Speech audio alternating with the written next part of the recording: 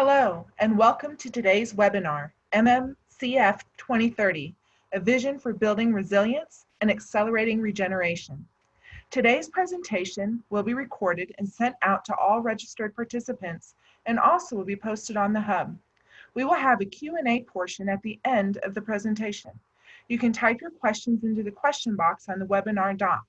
Any unanswered questions will be answered afterwards via email. Now on to Anna Warrington, Director of Forum for the Future. Anna?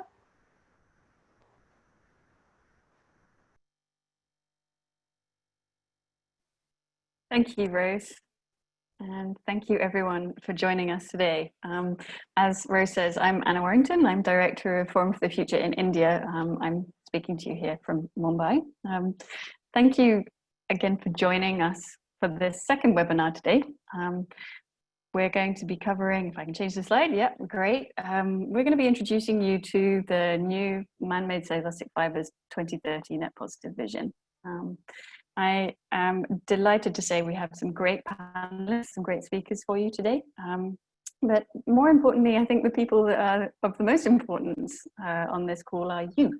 So we'd love to hear who you are.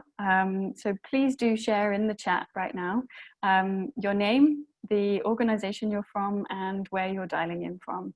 And if you'd like to share one word that reflects your relationship with man-made cellulosic fibres, please do as well. So you'll find the chat below on the bottom of your screen. So please do that as we go. It's always just really nice to hear who's with us, and so everyone can see who's part of the conversation. So as you're all introducing yourselves, and thank you for doing so, I'm just going to introduce who you've got on the call here. The webinar today is actually co-hosted between Textile Exchange and Forum for the Future. Together we've been facilitating the industry visioning that you're about to hear more on over the last year. Today you'll hear me, Anna Warrington, as the host, or General Cajoler, or Keeping on Time, and Sally Uren, our Chief Executive from Forum for the Future.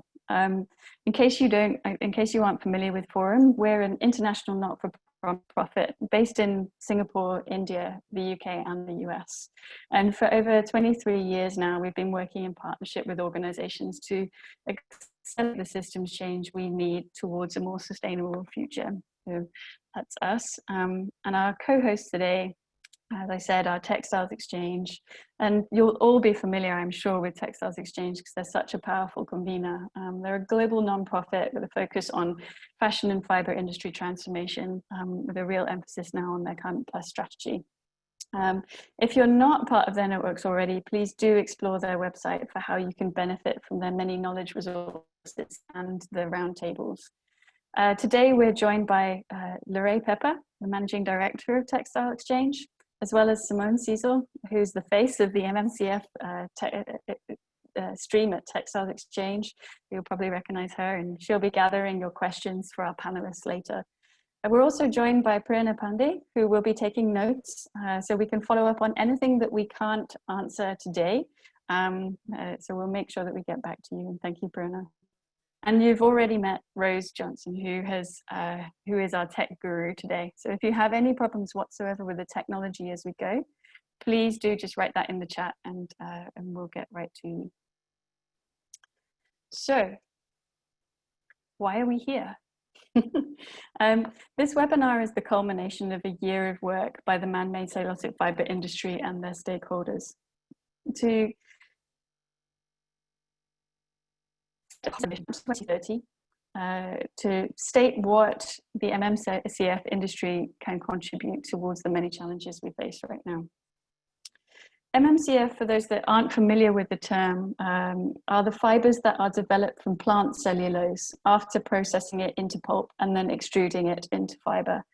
Rayon or viscose is one of the most commonly known manufactured cellulosic fibres, but lesser known ones include cupro, modal, and lyocell.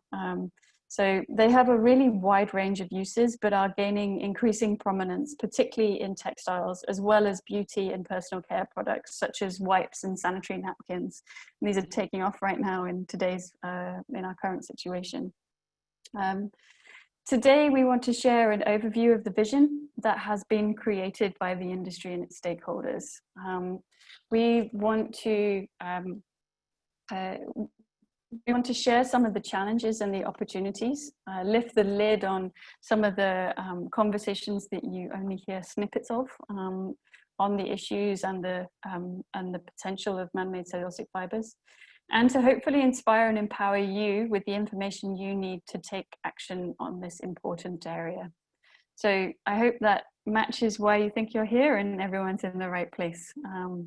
So welcome and thank you for coming. I'll be trying our hardest, my hardest, to keep us on time to this flow that you can see in front of you right now. We're about to hear from Lorraine on why this vision was put together, and then Sally will share on the detail of the vision itself. We're then lucky to be joined by several key industry stakeholders today to share their reflections on the vision and on how to take them forward. So we have Bara Sarava, who is the Director of Operations at Earthworm Foundation, Peter Bartsch, who's the Sustainability Director at Lenzing, and Sherry Shand, the Vice President for Communications and Sustainability at APR. So you'll have the opportunity to pose your questions once we've had a brief conversation amongst ourselves. So please do write your questions in the Q&A field that you can see at the bottom of your screen as they occur to you. Please do share them whenever you're ready, and we'll get to them as is appropriate in the conversation. We'll finish with how you can use the vision and what will happen next, as well as a poll where we need your input. So please don't go anywhere towards the end. Thank you for joining us today.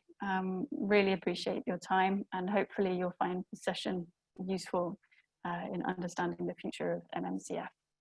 So with no further ado, I will now hand over to Lorraine, who will share more on the vision, on why we created a vision.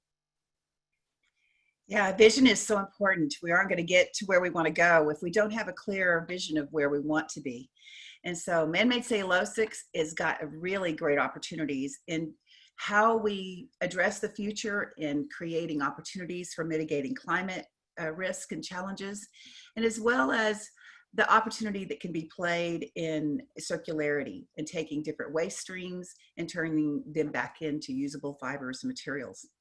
And so I'm really excited about this program and the progress that has been made so far, because there's been some really good initiatives on man-made cellulosics and responsible forestry and different things like that. So it's good, but those have all been islands of good.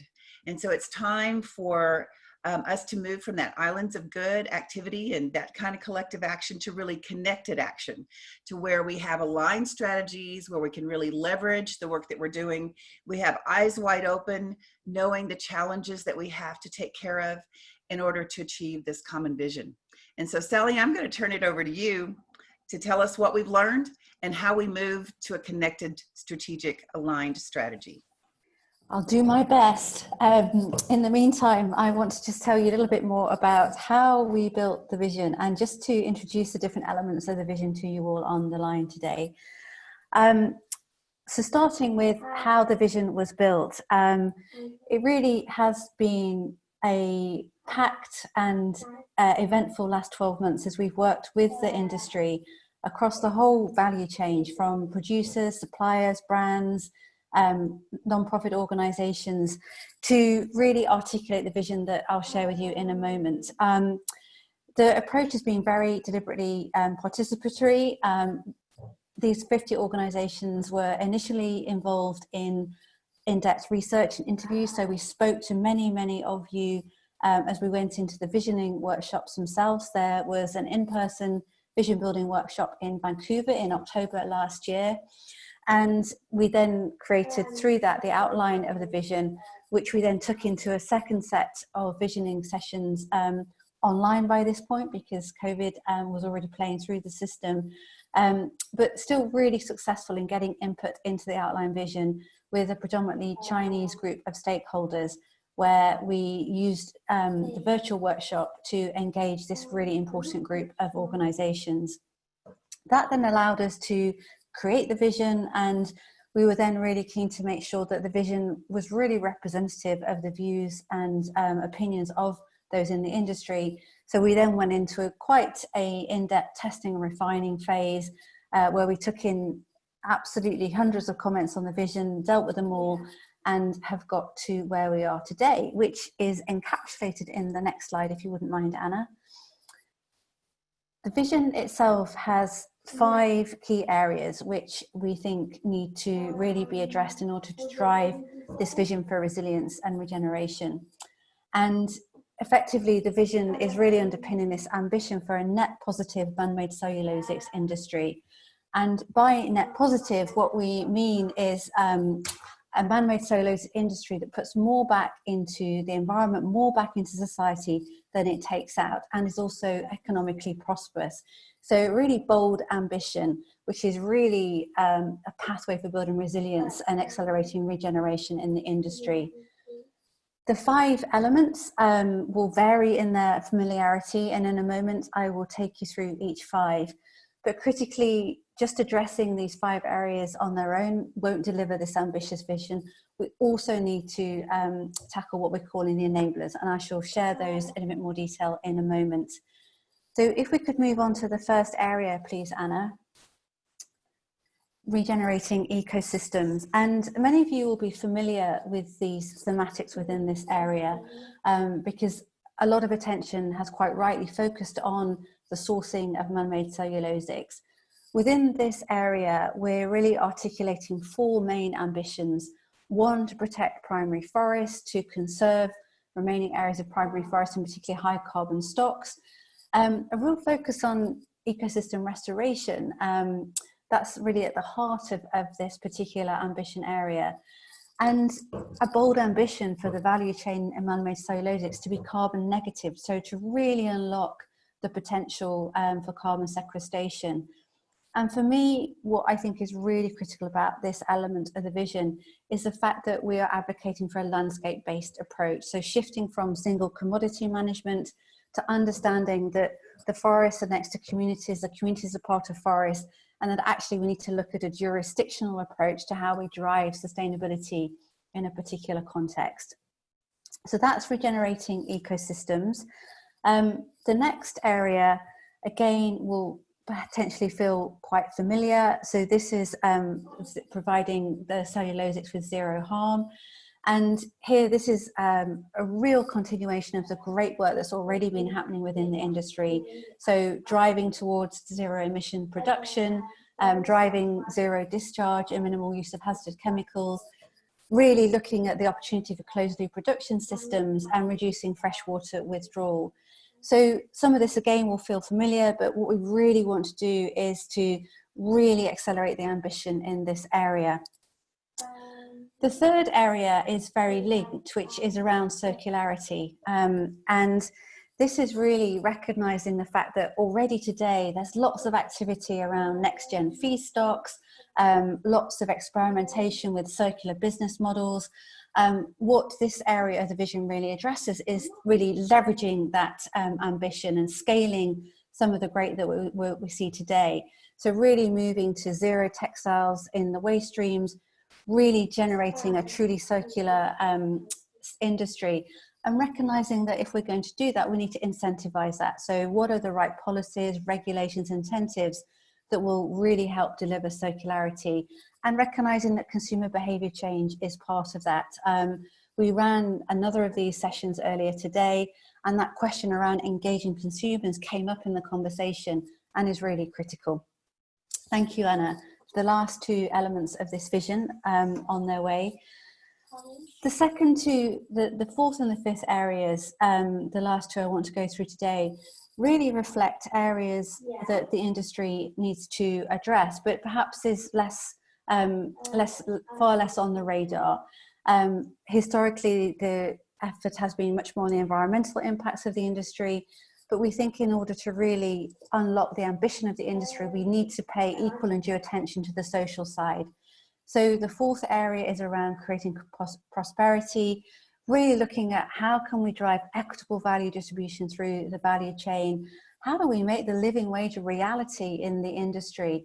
And what are those innovations in market mechanisms and financing that will enable access to capital for smallholder farming? and also access to education and healthcare. So creating prosperity is a real central plank of the vision, as is the fifth area, which equally is important and perhaps not as focused on as the more traditional areas, upholding rights. So how do we ensure community empowerment? How do we uphold the rights, particularly of Indigenous peoples' rights and responsibilities? And really, how do we ensure that all of these mechanisms that are utilised in some parts of the world are actually more actively utilised across the whole sector? And so really ensuring that that social justice, just transition element is really focused in the delivery of the vision. So that's the vision. It is incredibly ambitious. We don't know how exactly we're going to deliver that. The point of a vision is that it should prompt and promote innovation. But what we are really sure about is that there are a number of enablers that need to be addressed in order to deliver this vision. In fact, 10 of them. And I think the ones that I would draw your attention to in terms of perhaps they're the enablers that we really need to focus on now are collaboration across the value chain. So really strengthening the relationships between the brands and the producers, really getting that value chain working in sync to deliver the vision. Also looking at full transparency and traceability, greater visibility of decisions. And I think for me, there are two further enablers that are really critical. Flows of finance. We know that in order to really scale the ambition around circularity, next-gen solutions, that will need potentially a different financial model. So how do we unlock those new forms of finance? And then the other key enabler, in my view, is the enabling policy environment. We really do need to understand what is that policy context that's needed in different parts of the world to allow this delivery, this vision to be delivered. And all in all, the 5 areas and the enabling areas recognize that if we're going to deliver this really ambitious vision and unlock the potential of man-made cellulosics for contributing to dealing with our climate emergency, dealing with our biodiversity emergency, for being a staple of the circular economy, then the industry really does need to work together. There's been some great work hitherto in the industry, not least the man-made cellulosics roundtable that Simone has been running now for several years. Now I think is the time to really turbocharge that activity, to join it all up and to really unlock the potential that we definitely see is there for this industry to contribute to sustainable development. I think I hand back to Anna at this point.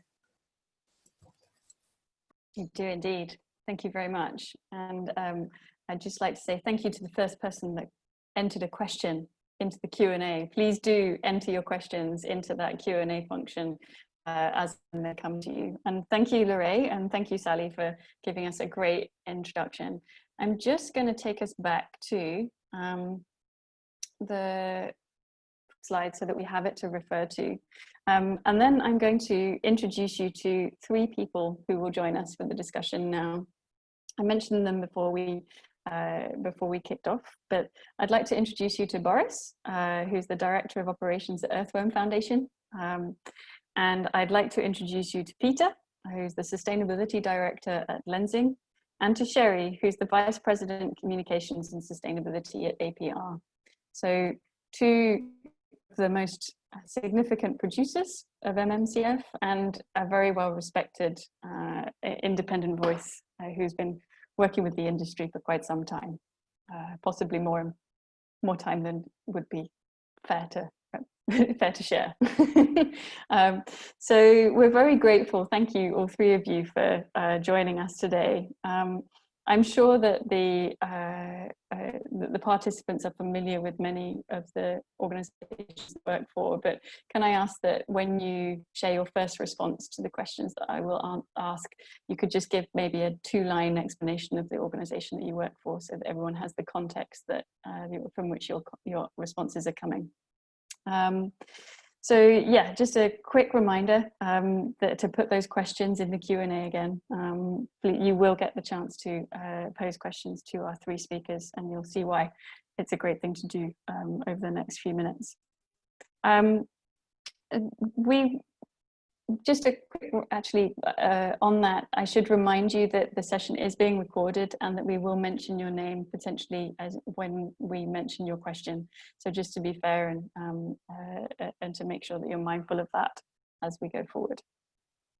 So Boris, Sherry, Peter, we've heard from the participants, from the listeners that we have here today, honestly, before we started the webinar today, that they feel that there is a great sense of progress being made on the regenerating ecosystems pillar, as well as the producing with zero harm pillar. And they've also shared that there's a real sense of opportunity, both in that first one on regenerating ecosystems, but also critically on the third, enabling circular systems. I'd just like to hear from each one of you, you feel there is the kind of most advanced progress and where you feel that there is the kind of greatest need or opportunity for a collective action. Boris, can I come to you first again? So thanks, Anna, and thanks for the opportunity. So yeah, Boris Sarabert, I guess I would categorize myself as a passionate Australian forester. Spent quite a lot of time over the years working on the ground and trying to foster solutions. I guess as an organization, Earthworm Foundation is really trying to regenerate ecosystems. And the way we try to do that is really trying to link the pragmatists on the ground with the growing demand for responsible production. So I think to that question where you're talking about what's happening in this space and what's changing, yeah, I guess we've seen a lot of positive changes on the regenerative ecosystem side. We've seen a lot more focus on, initially it's with an individual supply chain that has a specific problem, but we've seen increasing actions now to try to foster change and working with solutions, trying to measure much more clearly the impact that those interventions are achieving and being more practical around. It's good that we all speak with a common sense of what we want to do, but it has to be matched with people who can actually drive those changes on the ground. So I think I'm sitting here in quite an optimistic outlook and believe that as we work more together, it's ultimately going to be our actions and not our words that make all the difference here. So I'm feeling that there's a lot to be done. And I think where we set nice, clear visions like as is being set now with MMCF, we can really start to work with the willing and start to move practically. And in the end, we've got to try to move the dynamic from people on the ground who start to see the need and providing stronger value propositions. Ultimately, the value that we can offer for the adoption of change is one of the most fundamental aspects to triggering change. You can't demand it, you have to incentivize it. And there's lots of different ways that you can incentivize. It's not always just money. And I think there is a lot of pragmatists on the ground who have lots of good ideas, and our challenge is to find the right ideas and incentivize the right approaches. Great, thank you. Sherry, can I ask for you to share and maybe to bounce off what Boris has just shared? Yeah, it's my pleasure. So good evening, good morning, everyone. My name is Sherry and I am based in Asia. I work for Asia Pacific Rayon, leading their communications and sustainability. APR were a fairly new operation. We only started viscose production at the beginning of 2019. So it's really exciting to be part of this journey with Textile Exchange and Forum for the Future, where I believe that the MMCF 2030 vision is really an all-encompassing vision and at the same time also very ambitious. So largely for APR, and the group that I represent, which is the RGE group, we collectively are one of the largest viscose producer with viscose mills operating in Indonesia and China, alongside our sister company, Saturi. So for the most part, I think we've largely focused on, as you say, the two pillars of regenerating ecosystems and producing with zero harm, because these are the pillars that have received a lot of attention and also scrutiny from NGOs and from the brands. But it is clear that really all the pillars are very relevant, and where business growth, climate resilience, and social prosperity all have to come together to make this a truly sustainable industry that benefits the environment and all people, and also to drive new innovations. So these are the 5 pillars that are also reflected in our APR sustainability policy, although not in the same exact words, but the intent and the ambition are very much the same. What I also do like about this vision is how it is not where there is one common platform to focus on going beyond the present challenges and what the industry must face together.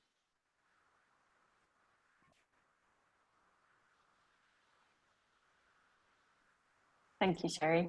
Yeah, it's great. I think the point about it being very ambitious is absolutely right. And I think it can be quite inspirational, but I think it can also be quite challenging to be faced with some ambition at this at this kind of scale. So I guess that brings me to Peter. And Peter, at Lensing, you have a reputation for being pioneering. I'd love to hear your reflections on where you think the biggest opportunities are and where some of the biggest progress has been made. Hello, everybody. So I'm Peter. I'm with Lensing, and I'm head of the corporate sustainability. So generally spoken, the MMCF vision, I think it's a great and holistic approach, covering actually all the challenges the industry itself faces. And I think this vision is not only for our industry, for the man-made cellulosic. I think it gives also a great framework to other industries and also to our downstream value chain, because it covers also the relevant challenges we as a society face. So where did we make the biggest progress? I think producing with zero harm. I think here we are in a good move forward altogether. There's a clear guidance meanwhile how to improve and where to improve. Biggest challenges, I think, will be the circular economy, enabling circular systems. And I also still think the regenerating ecosystems, there's a lot of room for improvements, starting from the protection of primary forests, since it's not only a topic which is related to our industry, it's also related to packaging and so on. Mm-hmm. So it needs a joint approach, a collaboration here. And also the biggest challenge under regenerating ecosystems, I think, is also the carbon negative value chain, because this also raises the question, what are the right technologies, what kind of energies are available, and this takes a transition which requires some time and also a strong collaboration. Absolutely. Okay. Thank you, guys, and welcome, and thank you for joining us today. So I guess I'd like to start with a kind of diving into the content of the vision by focusing on our greatest challenge on climate change. It's a challenge that will mean the pandemic pales in comparison, unfortunately, and just because we're in this urgent crisis right now means that we really shouldn't take our eye off that ball. The vision highlights the importance of managing high carbon stocks in that very first pillar of regenerating ecosystems. And we know that this is essential in order to remain on a below 2 degree trajectory. This raises huge challenges for the value chain, up and down it, and as you say, Peter, across its related value chains as well. Looking at the enablers in the vision, what do you feel is required to meet this element of the vision? I wondered whether, Sherry, I know you're familiar with this area, so I wondered whether I could ask you to start with your view on the ground as a whole value chain player. Yeah, thanks, Anna. So I guess, I want to start off by saying that APR operates in Indonesia, and we are co-located alongside our sister company, April. So April is one of the largest natural resource-based company that operates both plantations, and they supply the majority of dissolving pulp to APR. So co-located on the same location, there is quite a lot of optimization of efficiencies being vertically integrated. So one of the things that we've done is really at the onset to really try and understand what is our carbon footprint. And when we really talk about, this 1.5 degree trajectory, I think the focus should be on both the reliance on fossil fuel and the issue of land use change as it relates to fossil fuel. And part of this integration would enable us to actually obtain renewable sources of biomass as a form of energy to power up our mills. So we are using 100% renewable biomass for our viscose production. And then on the side of land use change, there are really two aspects to it in Indonesia and where we operate. First is a clear commitment to no deforestation. And on top of that, in the context in Riau, Sumatra, there is the challenge of operating and managing in peatland landscapes. More than 50% of Sumatra is on peatlands. So one of the issues that we have to ensure is how do we responsibly manage our plantations on peatlands, and how do we actually work on restoring or conserving peatland landscapes. So April has a commitment of 1 for 1, which is for every 1 hectare of plantations, it also conserves 1 hectare of forest. In addition to that, it is also working on understanding its greenhouse emissions that comes from peatland, and working alongside communities to ensure a very robust fire prevention program, so that we do not actually see any escalations in forest fires annually during dry seasons. So I think understanding this footprint, understanding how to manage it and how to mitigate on the risk and lowering our emissions are very critical to ensure, climate resiliency within the environment where we operate. Thank you, Sherry. Boris, I'm going to come in a moment because I know you have some reflections on context specifics. But I guess, Peter, can I ask you to share a little bit on that same question, in that what you feel is required to meet the regenerating ecosystems to stay on a 1.5 degree trajectory? Because I know that your context is very different, and therefore your challenges and your opportunities are different. So I think it's important that people hear the variety across. So for us, the enablers to tackle the climate change and all these related topics is, I think, first of all, it's about collaboration across the value chain, because climate change target cannot done only by the company. Of course, we have to reduce our own scope, first of all, but then immediately the question comes, what is about your supply? So we also have to look into the supply, and we face the same questions then from our customers, brand retail customers, because we are suppliers, and with our products, most probably also CO2 comes to the brand retail level. So this is about the collaboration and to identify how we can have a joint approach. And I think this requires also full transparency and traceability. We have a science-based target in place, actually, and we see now the challenges coming up. So it's about how to measure things, how to account CO2. There's clarity. It's not yet clear how to account forests even. So we see greenhouse gas protocol is going through a revision. So there will be new definitions, and this will have an impact on our accounting. So maybe biomass is not the last solution. So we have to think even beyond biomass. But of course, first step will be to step out of the fossil-based energy and so on. This is the second challenge we have because when we as a fiber manufacturer and all the partners in the industry, we rely on energy we produce on our own, on steam, for example.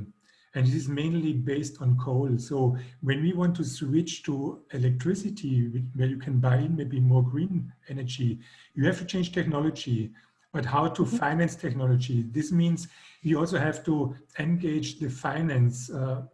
We need to get support from the investors. And they also need to get these environmental, social indicators into their investments.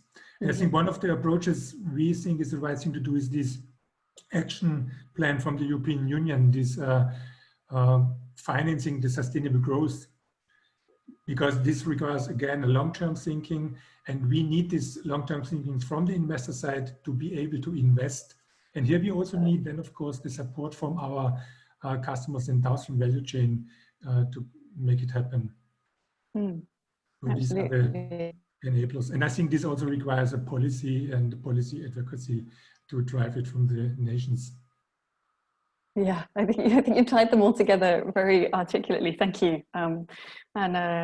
Yeah, thank you for sharing your context. Boris, can I ask you to share your reflections from your experience, both on the ground and across different geographies?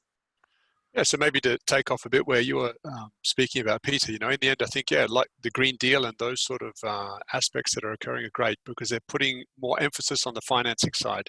And in the end, I always come back to the same logic that the contexts are also important. Now, we've seen a lot of different commodity sectors and different industry players take a risk mitigation approach. And that will see them de-risk from areas where the challenges are present in the end. And what we think is MMCF is a great opportunity to stay connected to areas that may have challenging contexts. In the end, without naming any specific country, often it comes down to deforestation isn't occurring in the hands of large concessions anymore. That's just the fact. Yes, there are still some, don't get me wrong, but there is a lot of deforestation occurring because of poverty. So we've got to look at what's happening in the context of communities and landscapes. What are the drivers of deforestation? We've got to look back at, you know, why EF Earthworm is looking at the past occurrences of deforestation using the Starlink technology and what we do with Airbus. It's really to understand what is going on, what has been happening, where are the areas we need to protect, and what do we do to look at value proposition. We can fly in expertise and fly in money, but if you don't find the pragmatists on the ground to adopt their ideas, because they're going to stay in those settings for the long term, we're going to see ourselves with a lot of good ideas on paper, but not a lot in practice. So for me, the most critical thing we can do is think about MMCF and the vision in a way to foster actions. Look at what's happening in the context of sourcing regions. For sure, make sure that you're really clear on mapping your supply chain. Have a good policy and stipulate to the world what you represent. Get out there and map your supply chain, but don't go to the nth degree of getting 100% traceable. Because if you understand the issues, you can do something about them already. And then what's fundamental is try to find ways to invest with the little money that's available directly into interventions that achieve change. So I would say for us, that's really the way we look at those things. It's really critical. And on the positive side, although we're facing a tough context with COVID and we're seeing news of, you know, the environment at threat every other minute, there's a lot of incredible people doing great work on the ground that we've just got to stay connected to those. Yeah, absolutely. Thank you. Thank you for your in-depth thoughts on those. I'm just going to ask one last question before we open it up to the audience. And it's one that I guess has raised questions for us all the way through the vision, but you've all referred to it in some way already. Attention is rightly being put on these first three pillars. It is where a lot of the focus is right now. In some ways, this can mean that upholding rights and creating prosperity actually are out of the spotlight. And yet they're really critical to achieving the whole vision, but also the actual environmental elements. It's impossible to do the kind of pillars 1, 2, and 3 without 4 and 5 in reality. I wondered whether you could share your perspectives on where you feel the biggest opportunities are in these areas, in weaving that into achieving some of the more environmental side. And Boris, if I can come to you first, actually, I think. Yep, good one. So I think if you look at the pillars 4 and 5, I think for us, I mean, upholding rights is fundamental, right? So you can't achieve regeneration of ecosystems unless you're thinking about the rights of individuals. It's fine if you have a concession that you fully own and manage, but in the end, there is still a very strong interface with communities. So I think you have to get right this resilience of communities, and you have to think about resilience for farmers, and that requires a good understanding of where they're spending money today. I mean, often we come in with the view of how to tackle deforestation, but sometimes the solution lies in how is a community spending expendable income, and maybe it's because they're reliant on buying food more than they used to. So if you can find ways to build local growing food sources, you can reduce their expendable income by 70% or something. So these interventions can be very significant. So I'd say, in everything we do, we must think about people at the center of the model.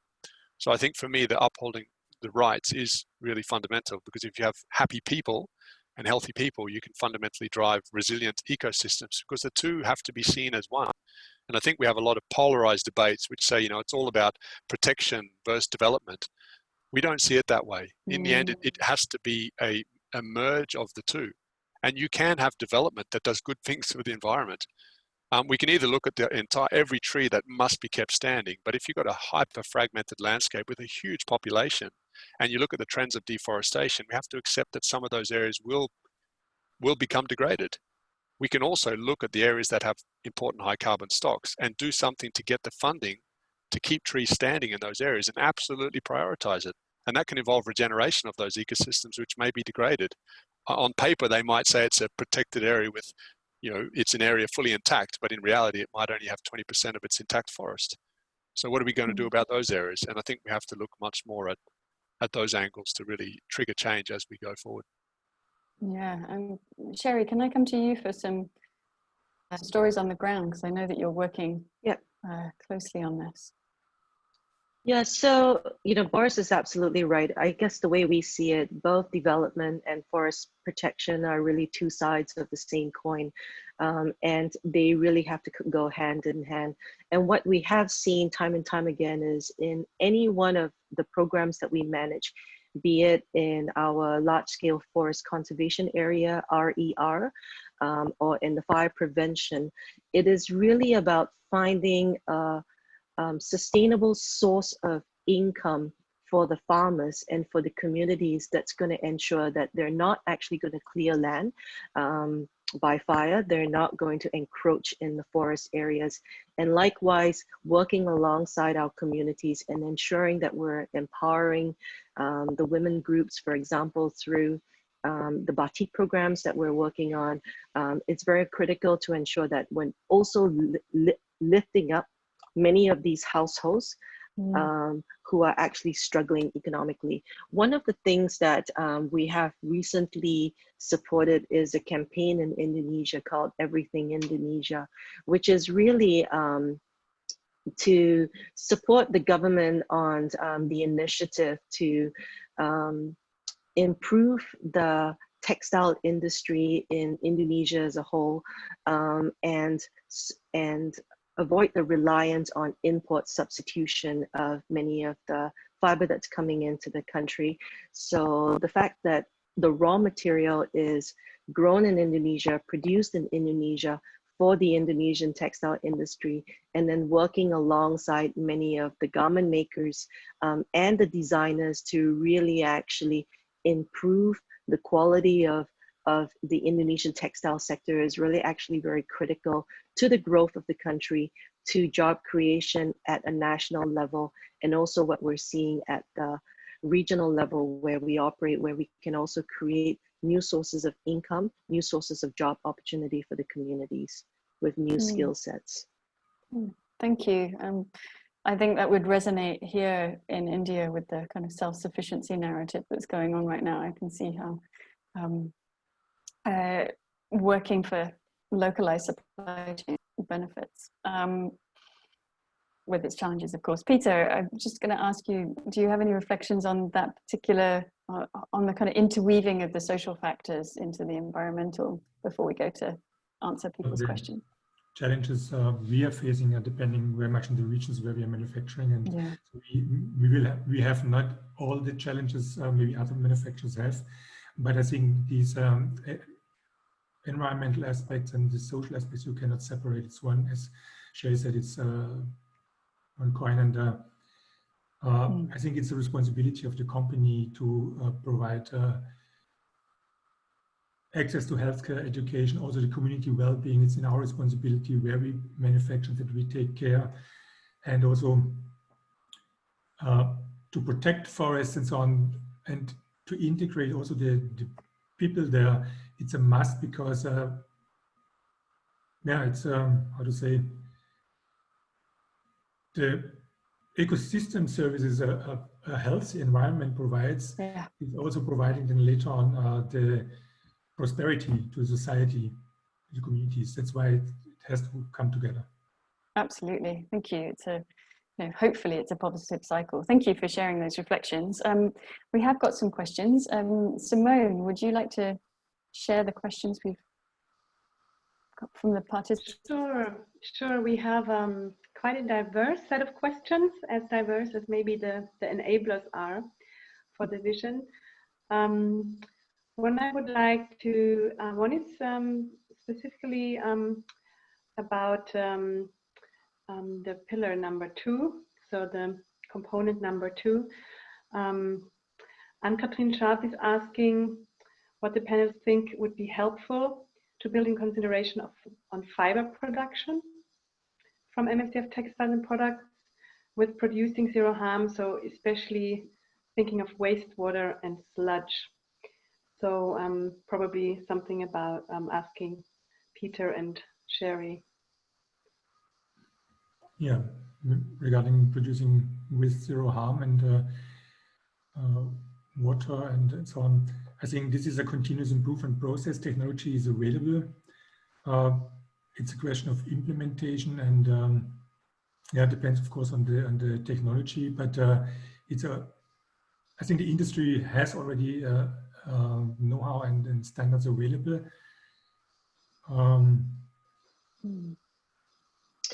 I guess I would also add that recently the ZDHC has published the guidelines for MMCF.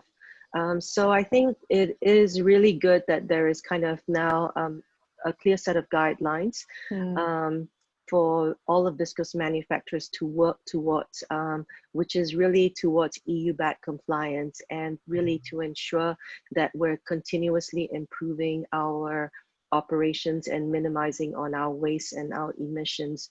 And as Peter says, technology is got a big part to do with that. There are technologies that are available. Some of it is scalable, others is really only at pilot stage. That's one of the things that APR is committed to. We've made a commitment to $200 million investments into next generation technology and new fiber solutions. And so we're actually looking at this in a really serious way to minimize on our impacts. Maybe to add what Jerry said, the CO discharge, and they've looked into the best available technology. They have really the highest technology standards included, and also the limits accordingly set. And yeah. Thank you, Peter and Sherry. So definitely the ZDHC guidelines are key in addressing the zero harm production. One question I would like to bring up, addressing the 3 other tiers, as Jason Metnick asked. He sees a strong tie to vision statements 1, 4, and 5. Can you explain the role of forest certification standards part of the vision? Can certification provide a way to meet or report on these indicators? Boris, I'm wondering whether you might want to take that. I was going to dive in. I thought that's definitely more my thing than the low carbon side of things. So I think, yes, I think the quick answer is yes, certification plays a role. I think the important thing, it's not the end game. We have to use certification because it helps us verify the journey we're on. And that's really what it should be. I think we've seen too often that where companies invest the sole policy and their entire direction on the back of the standards the certifications set, it's just not the right approach. You have to stand for something as a company. You have to be clear on what you want to achieve. Certification is a means to get there. So when I think about human rights and we think about regenerating ecosystems, and we think about what is sustainable forest management in the context of whether it's natural forests or plantations, yes, certification stipulates a really clear standard. Now, in my experience, traveling in many different parts of the world, I've seen many fully certified operations, and it doesn't matter which standard, and it doesn't actually matter which commodity. When you're a company that's backing the importance of driving change on the ground in reality, it is great. When you're a company that's seeking quick ways to get benefit from a certification standard, it is typically rubbish, right? Just putting it out there bluntly. So I think, again, if you're really committed and you've got a clear view of actually making a difference, identifying challenges, being transparent about them, and driving change, certification is fantastic. if you're not committed to those things, it's just a window dressing exercise. So that's my direct opinion on it. Yeah, no, I would be doing Birla Cellulose a disservice if I didn't just mention that everyone knows this, the saying, strategy, culture eats strategy for breakfast. I think the Birla group reflect that actually culture eats everything for breakfast. So if it's not behind you, if you don't have the culture behind you, then standards, certifications, systems, all, yeah, absolutely, would totally agree. Peter, Sherry, would you like? Yeah. I think that Boris is absolutely right. I think that many of our customers and brands have an expectation of the certifications that we obtain. But I think what is also really important is to provide the transparency and traceability. And one of the things that we've done at APR is put together a blockchain platform to show the full visibility of our fiber back to all of our plantations. And we're even building on this platform to actually show conservation areas as well. It's called followourfiber.com. But what we actually hope out of this is really to tell our journey and to use it as a platform to communicate some of the impacts and some of the stories, and hoping that are stories that we can bring to the brands, that we can actually ultimately bring to the consumers, because today consumers want to feel and touch the raw material and understand how it was made, where it came from. So those stories become very impactful. So it's not just about certification, but it's telling the story of that journey. I also agree. So certification is the basis we need to have, but today we also go beyond FSC, PFC certification. We also work together with NGOs, and we have additional due diligence process in place to assess our suppliers in addition beyond FSC. And yeah, track and traceability, as Sherry said, it's very important. Of course, it depends where you're sourcing. So we have a little bit different situation here in Europe. We have sustainably managed forests since centuries here, and we have, of course, a lot of very small forest owners around the site, and then the traceability from Austria, Germany is a different story.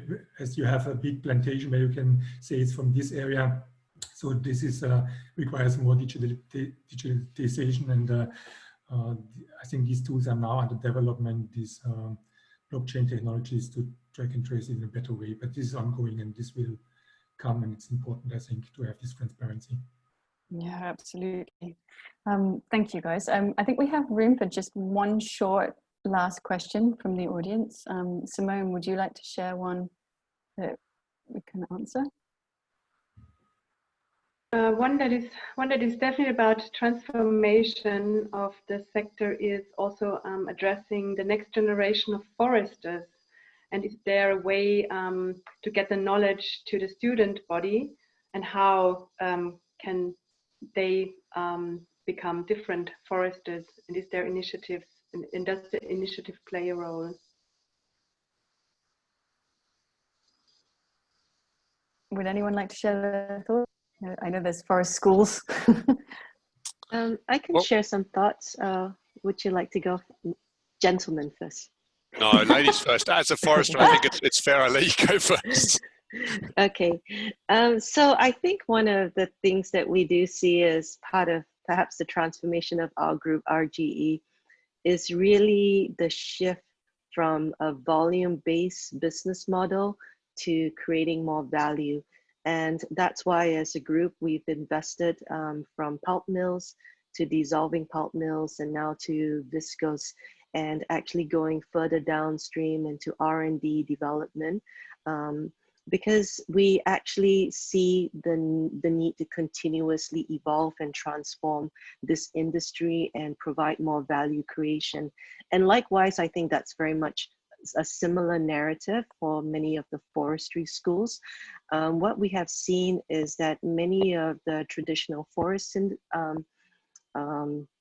tertiary education systems are actually investing a lot into R&D to look at innovations of what new products you can create out of wood, and what more you can do to drive further efficiencies and greater yields.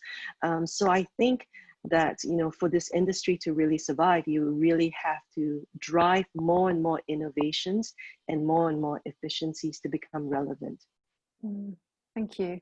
Boris, like one line from you, I'm aware of time. Yeah, I was just, I think forestry schools, unfortunately, are really becoming less and less, they're less and less students. And the reason is because they're not seeing it as an opportunity. I think forestry and the areas of tackling regenerative ecosystems, it's one of the best career opportunities out there. So what we've got to do is plug universities back into real world needs. At Earthworm, we're working on things like Coupled. It's a collaboration of universities across Europe. We're plugging them back into reviewing commodities and actually getting masters and PhD research directly back into the solutions that companies need, rather than a 100-page textbook. It's like a page that a company can use to drive change. So I think we've got to do more of that. And I think it's a great question. There's huge opportunities here. You've got a great bunch of young professionals who want to do something really tangible. So I think it's a good opportunity to collaborate more with universities. Absolutely. I think also it's very important to have a growing awareness how to do sustainable managed forestry. And we also run a project a forestation project in Albania, where we include the communities, but also the forest schools, to teach them, educate them. And also the community is very important, that they see it as a benefit. So the afforestation activity we have includes also fruit trees, for example, so that the community has a benefit out of it, because only if they see benefits, then they will support it. And this is a change we have to work on. Yeah, I agree. Thank you all. I think brilliant insights. We also have a question on how brands and retailers can engage. So that leads us nicely into our poll. Panelists and participants, listeners, you are about to see a quick question come in front of you.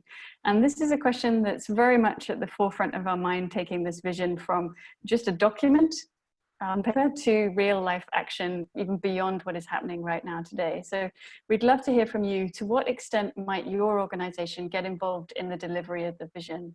Would you like to be actively involved to a degree, or not actively involved but like to stay informed? So I'm just going to give you a few seconds to respond to that poll.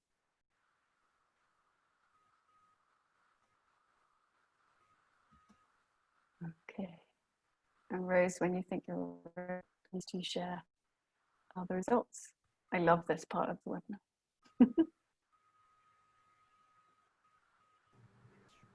Give just a few more seconds, just a couple more coming in. Thank you. Almost to.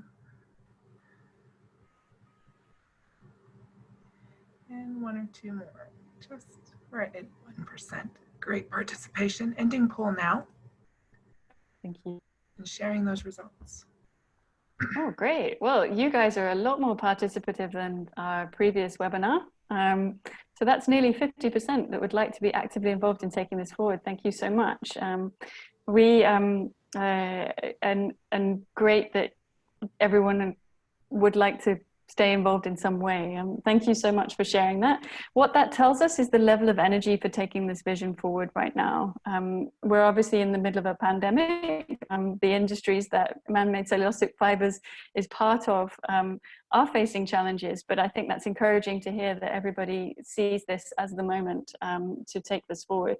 We've created this vision to help people throughout the existing and the future man-made cellulosic fibres value chain to align their strategies, operations, and sourcing practices. So please do use this vision as a tool to help you with your sourcing strategies, with your approach forward.